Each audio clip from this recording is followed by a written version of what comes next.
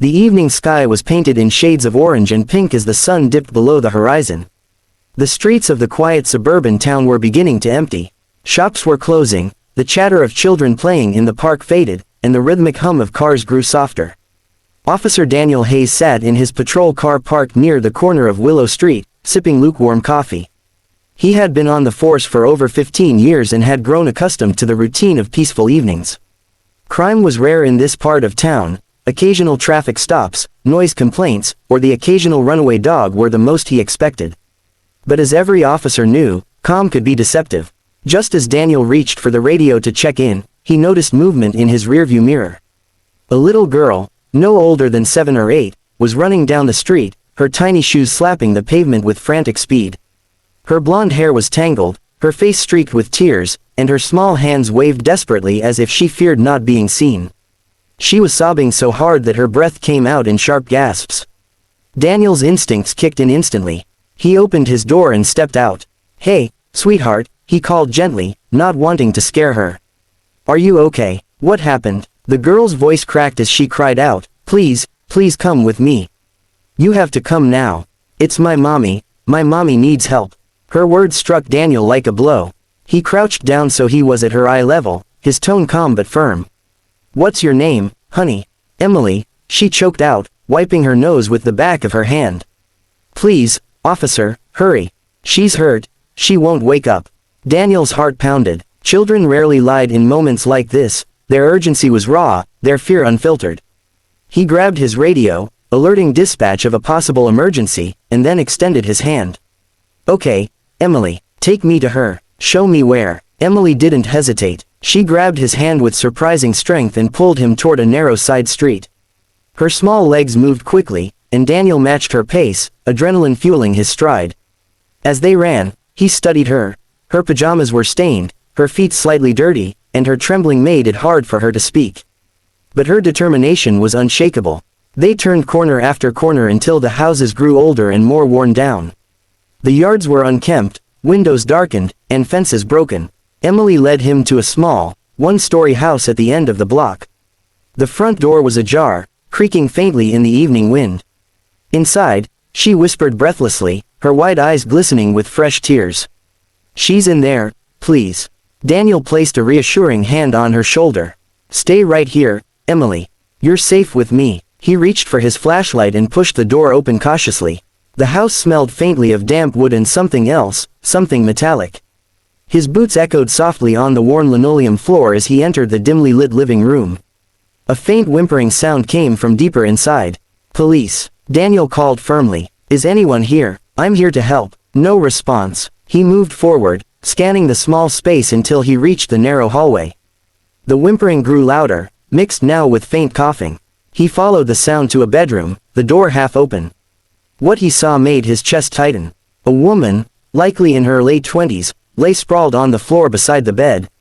Her skin was pale, almost ashen, and her body was trembling weakly.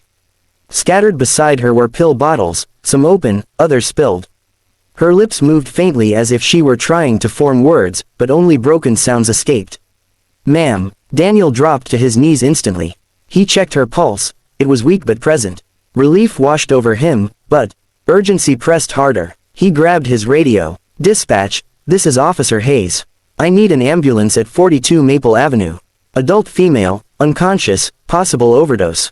Breathing but unresponsive. Send backup immediately." As he spoke, little Emily had crept inside despite his earlier instruction.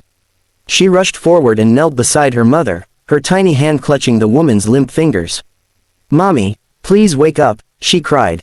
"I found help. Please don't leave me." The sight shattered Daniel. He had seen overdoses before, but witnessing it through the eyes of a child, it was unbearable.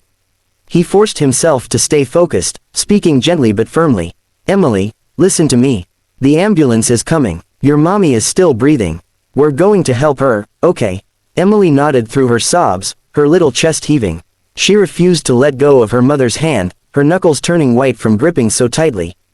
Daniel worked quickly, checking the woman's airway and moving the pill bottles out of Emily's sight. He recognized prescription labels, antidepressants, anti-anxiety meds. It wasn't hard to piece together what had happened. A woman struggling silently, overwhelmed by pain, had tried to end it. And her little girl, in all her innocence, had run into the night searching for someone, anyone, to save her. The wail of approaching sirens grew louder outside.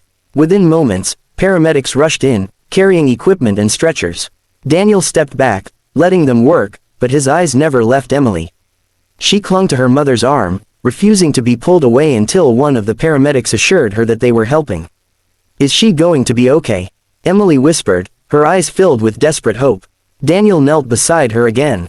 "They're doing everything they can. You were so brave, Emily. If you hadn't run to get help, things could have been much worse. You saved your mommy tonight." Her tear-streaked face lifted, searching his eyes for truth. When she saw the sincerity in his expression, she collapsed against him, sobbing into his uniform. He wrapped his arms around her, holding her as tightly as he could, shielding her from the chaos around them. As the paramedics lifted her mother onto the stretcher and carried her outside, Emily whispered softly, "I was so scared she'd never wake up again." Daniel swallowed hard, his throat tight. "You don't have to be scared anymore. You're not alone, I promise." He didn't know then how deeply those words would matter, not only to Emily but to himself as well. For what they found in that small house that night, the truth of Emily's life and the burden she had carried in silence, would leave everyone who heard it in tears.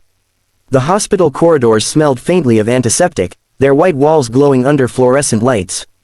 Officer Daniel Hayes sat quietly in a chair just outside the emergency room, his uniform jacket draped over Emily's small shoulders. She had finally fallen asleep, her tiny head resting against his arm. Despite her exhaustion, she held his hand as if it were the only anchor she had left in the world. Inside the doctors and nurses worked urgently on her mother. The doors swung open and closed with the bustle of medical staff, but Daniel's gaze never strayed far from Emily. He had seen countless emergencies in his career, but rarely had he felt such a personal weight. This wasn't just another case. This was a child whose entire world was hanging by a thread. After what felt like hours, a doctor emerged. He pulled down his mask, his face lined with fatigue. Daniel gently shifted Emily, letting her sleep, and stood to meet him. "She's stable," the doctor said softly. "We managed to reverse the effects of the overdose in time. She'll need monitoring for the next 48 hours, and she'll definitely require psychiatric support. But she's alive." Relief surged through Daniel's chest like a wave, almost making his knees buckle. He looked at Emily, still asleep, her cheeks stained with dried tears. For her, this news would mean the world. The doctor hesitated before adding, "She'll need more than just medical care. There are signs of prolonged neglect, malnourishment, stress. The child may have been living in very difficult conditions." Daniel nodded grimly. He had suspected as much. Emily's clothes had been worn thin, her shoes falling apart, her little body thinner than it should have been. The house had told its own story: empty cupboards, piles of unpaid bills, rooms filled with silence. Hours later, when Emily stirred awake, Daniel smiled gently. "Hey, kiddo," he whispered. "Your mommy's going to be okay." The doctors helped her. Her big brown eyes widened with hope. "She is, really," Daniel confirmed, brushing a strand of hair from her face. "You saved her life tonight." Tears welled up again in Emily's eyes, but this time they weren't from fear. They were from relief. She wrapped her arms around his neck and held him tightly. "Thank you for coming with me. Nobody else listens when I ask for help." The words pierced Daniel's heart. Nobody else listens. How many times had this child cried out for help before tonight? How many times had her small voice been lost in the noise of the world? Later that morning, Child Protective Services arrived. A social worker named Linda, kind but firm, sat with Emily in a small counseling room. Daniel stayed nearby, his presence a comfort to the girl. "Emily," Linda said softly, "can you tell me what life at home has been like?" Emily fidgeted with the hem of Daniel's jacket sleeve, her voice barely above a whisper. "Mommy cries a lot. She says she's tired and that nobody cares about her. Sometimes she forgets to eat. Sometimes, she forgets to feed me too. But I know she loves me. She tells me every night before bed, even if she's sad." Daniel swallowed hard, his chest tightening. He could see the innocence in her words, how children, no matter what, often clung to love even in the darkest of circumstances. Emily hesitated before adding, "When Mommy took the pills, she told me she was sorry. She told me to be brave. That's why I ran outside. I thought if I found someone, maybe she wouldn't go away." Tears blurred Linda's vision as she nodded.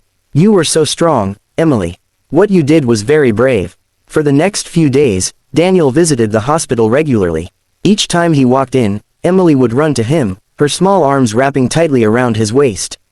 Her mother, though weak and fragile, began speaking to the counselors. She avoided Daniel's gaze at first, ashamed, but eventually, she whispered to him one evening, "Thank you, for bringing my little girl back safe, for not giving up on me either." Daniel looked at her, his voice steady but firm. "Your daughter fought for you with everything she had. She needs you to fight now, too. She can't carry this burden alone." The woman, her name was Claire, nodded silently, tears slipping down her cheeks. When Claire was finally discharged, the future remained uncertain. She was enrolled in a recovery program, placed under supervision, and given resources she'd long been denied. Emily was temporarily placed in foster care, but Daniel noticed how her little hands clung to her mother's whenever they met during supervised visits. The bond, despite the hardships, was unbreakable. Weeks turned into months. Emily remained in the foster system while Claire worked tirelessly through therapy and recovery. Daniel, though not assigned to the case anymore, couldn't keep himself from checking in. He would bring Emily books, toys, and sometimes sit with her during homework. To her, he wasn't just the officer who saved her mother, he had become the person who truly listened. One crisp winter afternoon, Daniel received a letter at the station. It was written in shaky, uneven handwriting, clearly from a child. "Dear Officer Hayes, thank you for saving my mommy and me. I was very scared that night, but you didn't let me be alone. When you said I saved her, it made me feel strong. I want to be brave like you when I grow up. Maybe I can help kids too, so they don't have to be scared. You are my hero. Love, Emily." Daniel sat at his desk for a long time after reading it, his eyes wet, his heart heavy yet full. In his line of work, there were countless nights where he questioned if he made a difference. But in Emily's words, he found the answer. Months later, at a small courtroom gathering, Claire stood trembling as the judge evaluated her progress. Her recovery had been difficult, filled with setbacks and triumphs, but she had remained committed. When the judge finally granted her partial custody of Emily again, the little girl squealed with joy and rushed into her mother's arms. Daniel watched from the back of the room, unseen, not wanting to intrude. He saw Emily glance back at him, her eyes sparkling with gratitude. She mouthed two words he would never forget, "Thank you." That night, as he drove home through the quiet streets of the town, Daniel replayed the events in his mind. The desperate cry of a little girl running toward him, the haunting scene in that darkened house, the fragile hope that had grown from despair. It was a story that left everyone in tears, the neighbors who later learned of Emily's courage, the hospital staff who fought to save Claire, the officers who heard the tale at roll call. But more than anything, it was a reminder. Behind every closed door, behind every tired face, there might be a story of struggle unseen. And sometimes, it takes the smallest voice, the voice of a child, to make the world stop, listen, and act. As Daniel parked his car and stepped out into the crisp night air, he looked up at the stars. For the first time in a long while, he felt a quiet peace. He knew Emily and Claire still had a long road ahead, but they weren't alone anymore. And for him, that was enough. Because on that fateful night, when a little girl ran to him crying, "Please follow me home," he had followed, not just to her house, but into her life. And in doing so, he had discovered the profound truth that sometimes saving one person means saving an entire world.